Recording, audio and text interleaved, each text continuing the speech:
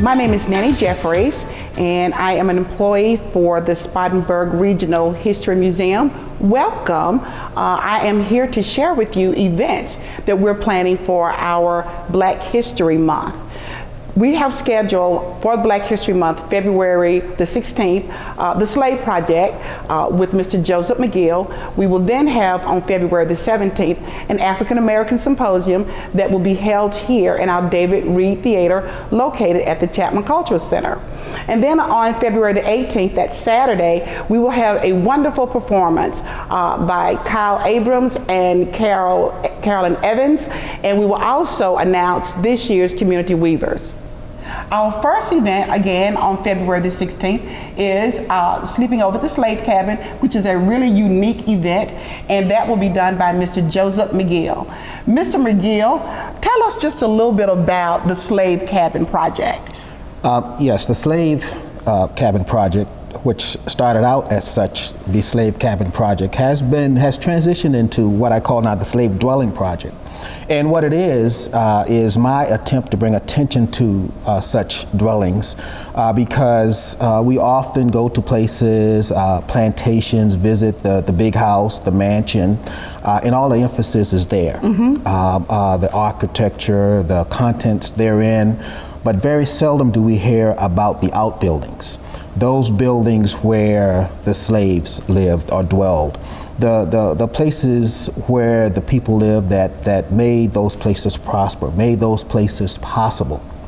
So with my duties with the National Trust for the Historic Preservation, I usually help people save those places that are architecturally significant. And in saving those places, we usually neglect those places that are important to African Americans.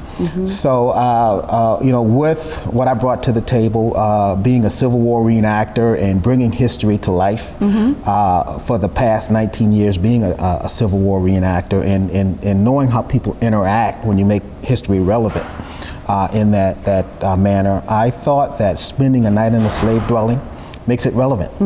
So since I started the project, this will be the third year, the year 2012, that I've been sleeping in slave dwellings, and I've slept in 28 to date in 8 different states, to include Pennsylvania.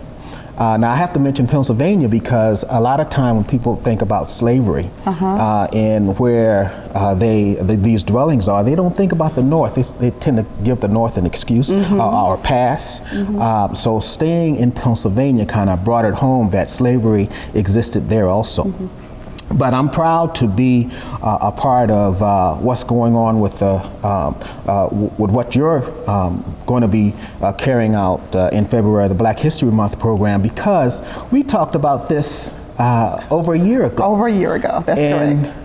And at that time, the project was quite young. I didn't have that many stays under my belt at that time, but you saw the importance of what I was doing. And since then, I have slept in some dwellings here in the upcountry, in Anderson, and at Roper Mountain in Greenville. But I think this is a great opportunity here in February to come to Spartanburg, to the Price House, and sleep in that dwelling, because what I want to do is, with this project, is to let the public know that wherever slavery existed, there were those places, there were those dwellings beyond the big house. The history. Yes. Educating. Yes, and those people have a story to tell too. Absolutely. And because we as Americans have a tendency to tell the story of the victors, the stories of the heroes, we tend to neglect the stories, those places that are associated with African Americans. We tend to want to forget that. Well, you know what I think is so unique about the Slave Cabin Project, Mr. McGill, is that you will actually learn about the culture of people that are very strong. The title of our symposium, February the 17th, is Persistence and Perseverance. And this is surely what was taking place during this era of slavery. And to be able to project that to the community, to teach them what it was like, how to live in that particular time, I just think it is commendable. And on top of that, Mr. McGill, the fact that you're actually preserving these slave cabins, they're not being torn down. So we are maintaining a very important piece of history. And an important part of this project, the Slave Dwelling Project, is to emphasize what you have done. There are those entities out there that have put forth the resources to make sure that these slave dwellings are still on the American landscape.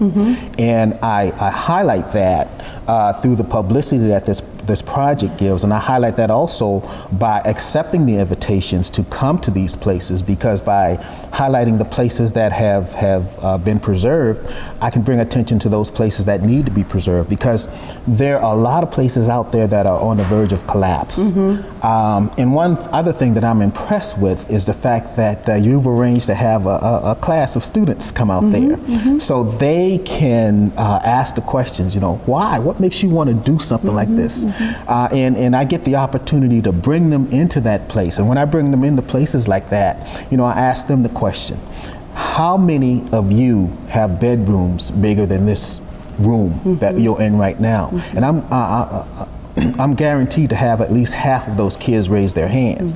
And then I can relate to them that not only was this for one person, but this was for a whole family. A place that's smaller than some of their bedrooms. Right. So it brings it home. They get that spatial feeling, and that history just comes home to them. So I appreciate the fact that you're doing this. Well, I just appreciate that National Preservation Trust took this project on and allow you to go out and just share the knowledge and the information, and you can present that to the community. I want to thank you very much, and I'm looking forward to hearing all about what the children are going to say and how they're going to engage and enjoy this event on February the 16th. I'm looking forward to the event. I'm looking forward to especially the children, and I'm looking forward to certainly participating in your African American History Month project that you've arranged. Thank you very much.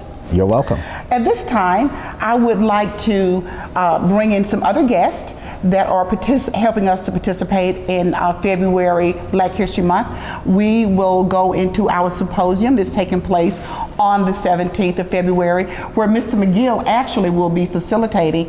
But we do have other guests, some scholars that we want to bring in and talk about the symposium. February the 16th is our great slave cabin event out at the historic Price House, but we also have other events going on to celebrate February Black History Month. And here with me for February the 17th to help put on our African American Symposium, we have several guests. And I would like to introduce our guests to you, because these are people that are going to share a wealth of information about African American history in Spartanburg. I would like to introduce Dr. Philip Racine. He is an emeritus of Wofford College, and I'll let him tell a little bit more about himself in just a second. And we have Francis Hardy, who is a teacher at Spartanburg High School, and we have Damon Fordham, the author of two very interesting books. Welcome, guys, and thank you for helping the Spartanburg Regional History Museum celebrate Black History Month through an African American symposium. And I'm going to start with Dr. Racine. Dr. Racine, tell me a little bit about what you will be interjecting for the African American Symposium. For the most part, I'm going to be talking about early Spartanburg, and I'm going to be talking about the African American experience through the Civil War, beginning essentially with the 18th century.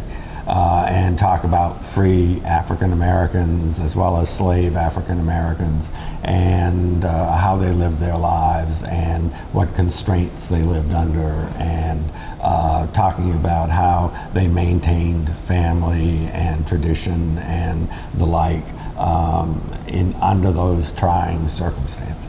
And you are also the author of a couple of books, and you're right now in the process of writing another book. So you've done a lot of research on African Americans in Spartanburg County. Is that correct? Yes, ma'am. I've done research for maybe 30 years on Spartanburg. And what prompted you to do the research on the African American community? Well, I was really interested in the history of Spartanburg as a whole, and obviously that included the African American community.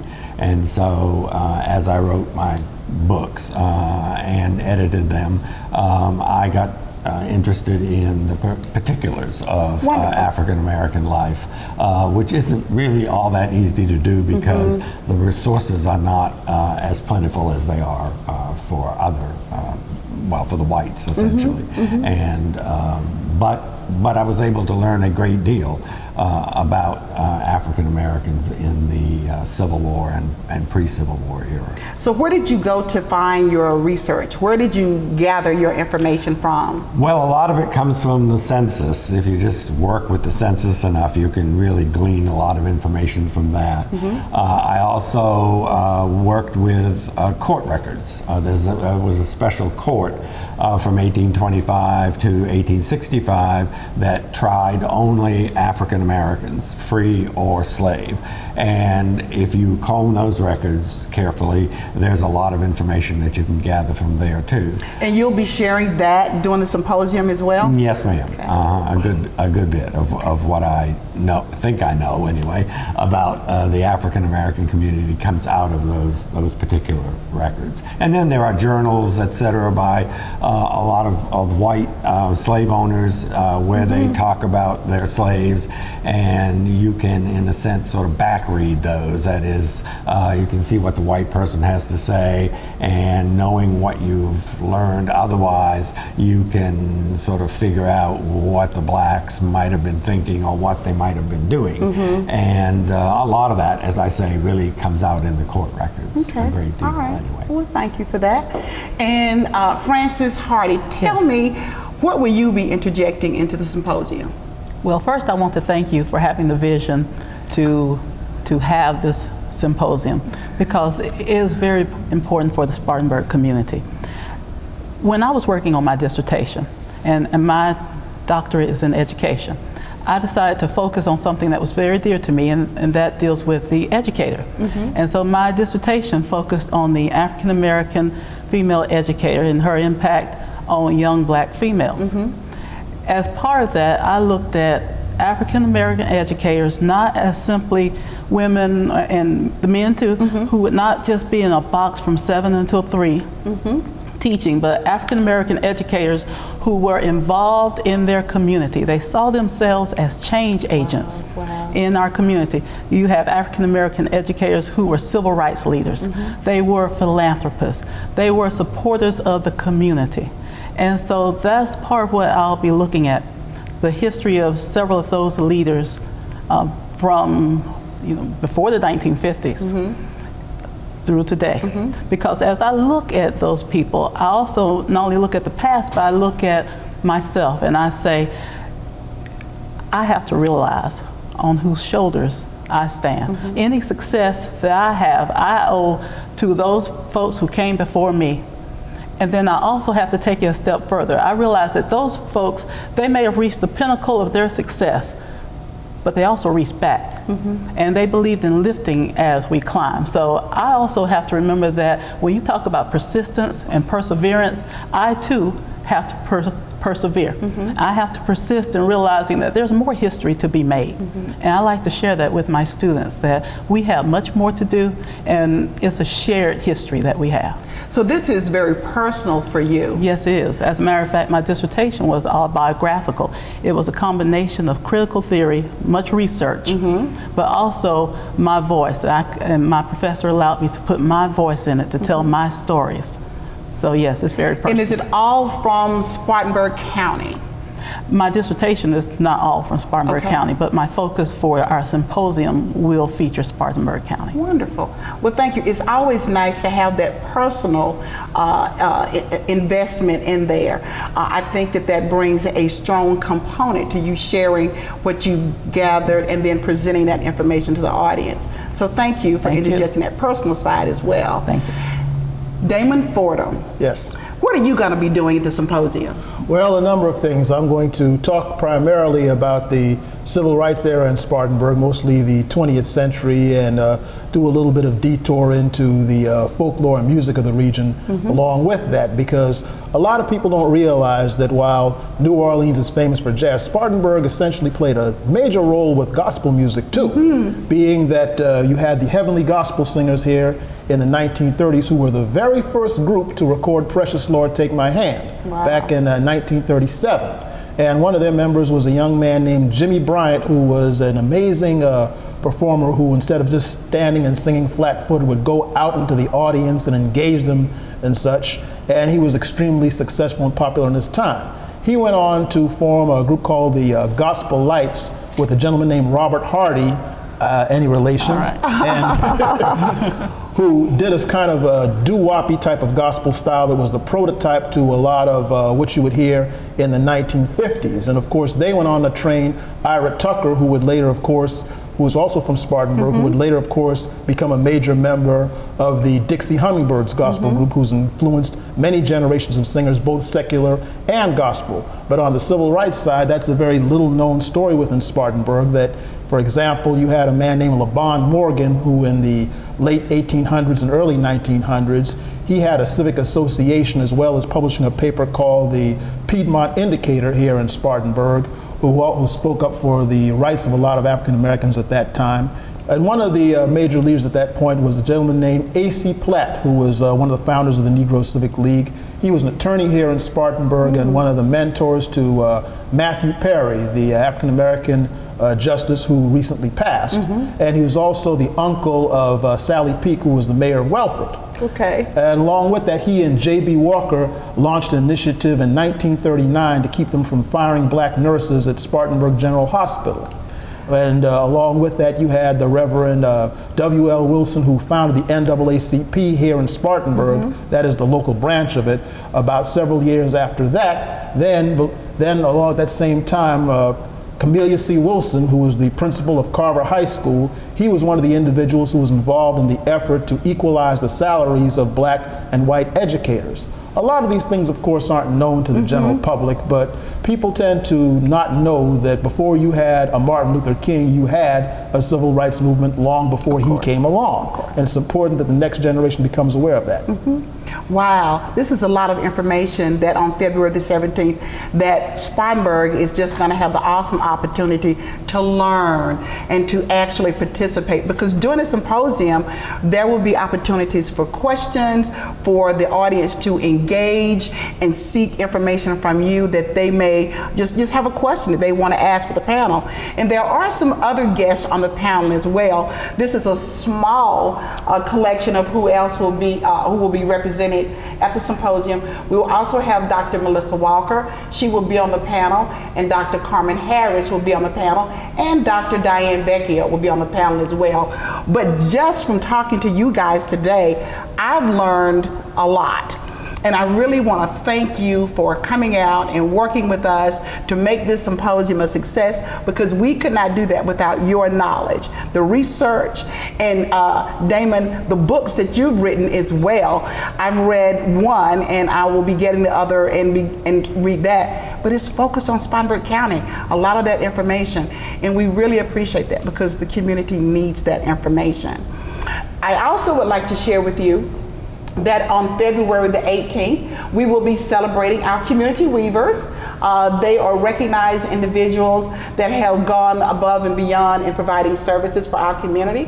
And then we will also have, after the community weavers, a performance by Kyle Abrams, In Motion.